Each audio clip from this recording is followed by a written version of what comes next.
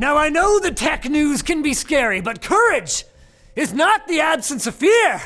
Blah, blah, take my hand and we'll be scared together. Very loud, Linus. Microsoft just became a developer of PlayStation games.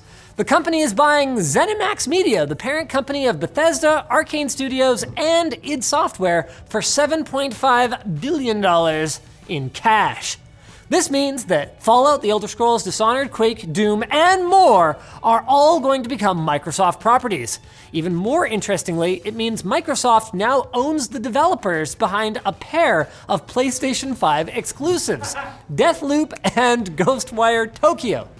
Strangely, this isn't even that out of character for Microsoft as of late. The company just doesn't seem to give a shit about whether gamers use their products on Xbox or their products somewhere else. I just hope there won't be some software lock in Skyrim that will prevent us from running that Wheel of Cheese benchmark. I don't know what that is. TikTok and WeChat have both gotten stays of execution from the US government.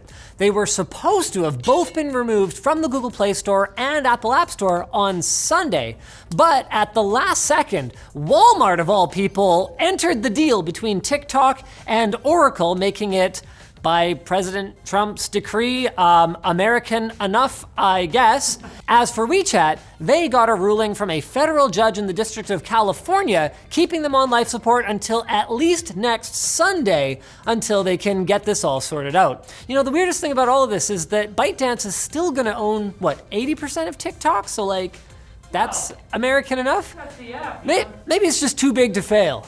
It's all the rage. All the kids are, yeah, you just gotta sing, you know. It's popular, man.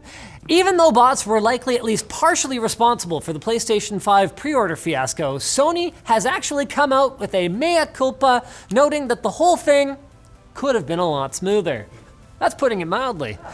Similarly to Nvidia and their short supply of RTX 3080s, Sony is promising that more consoles will be available very soon. If only we had an exact date to specify for you. We don't. The company also promised that more would be available through the end of the year. So if you were hoping to have one under your Christmas tree, don't give up. Or maybe give up. Or get an Xbox. Because Amazon has already told folks who have pre-ordered that they may not get their console on release day, which is scheduled for November the 12th. I mean, I suppose you could always go fight for one in person on Black Friday, but given how high demand is, you might not have much luck unless you happen to be Conor McGregor. Now it's time for Quick Bits, brought to you by War Thunder, the free-to-play online military vehicle combat game. Play on Windows, Mac, Linux, PS4, and Xbox One with crossplay, and more than 20 million players worldwide. You can pilot an incredible arsenal of more than 1,500 historically accurate tanks, aircraft, and ships in massive combined arms battles on over 80 major battlefields from World War II to the end of the Cold War. You've never blowed stuff up like this before. You can also expect major free updates every couple months, adding more vehicles, maps, and gameplay features. So start playing War Thunder for free, and you'll also get some bonus items for signing up. So click the link below to check it out. On to the big quits. The slap fight between Epic Games and Apple rages on, as Epic is none too happy about Apple claiming that the lawsuit was just a tactic to get people more interested in Fortnite on iOS. And Apple claims that people just, well, they ain't that into Fortnite anymore. So Epic has countered by saying that the number of Fortnite players has actually gone up by nearly 40% between October and July. So somebody isn't telling the truth in court. You know, I've never seen that before. Well, they're swearing the Bible. Here's some good news if you're looking forward to Cyberpunk 2077, but also missed out on the RTX 3080. It turns out the minimum and recommended system requirements have just dropped, and they dropped before they even dropped. They're not super demanding. Before you could drop it. All they're asking for is an AMD FX 8310 and a GTX 780, while recommending a Ryzen 3 3200 and a GTX 1060. Okay. So you won't need a computer with the power of the Matrix for a virtual dose of Keanu.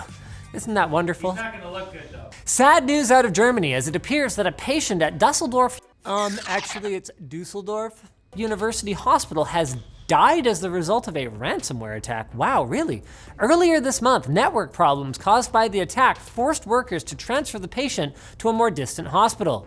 Although the hackers apparently did not mean to target the hospital and reportedly provided the key for free after they realized what happened, they could still be hit with negligent homicide charges.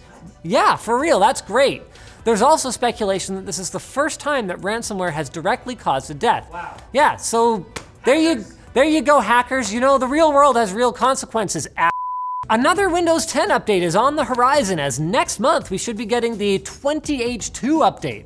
The most visible change will probably be the new start menu, which should look a little less busy, and the new Chromium-based version of the Edge browser is going to be pre-installed. You'll also see more options in the Settings app as Microsoft continues to phase out the infinitely superior control panel, which has been around since Windows 1.0.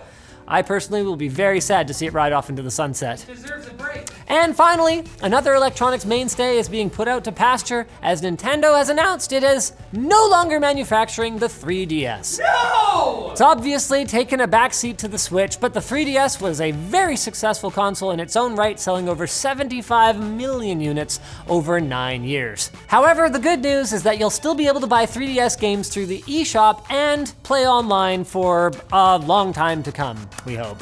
So don't sweat too much if you don't feel like paying a supply shortage premium for the Nintendo Switch. And that's our show. Come back on Wednesday for more tech news that we would never price gouge you for, because it's free, unless you pay for YouTube Premium, or you buy shirts on lttstore.com. Oh! Then it's not really free, is it? The joy is free.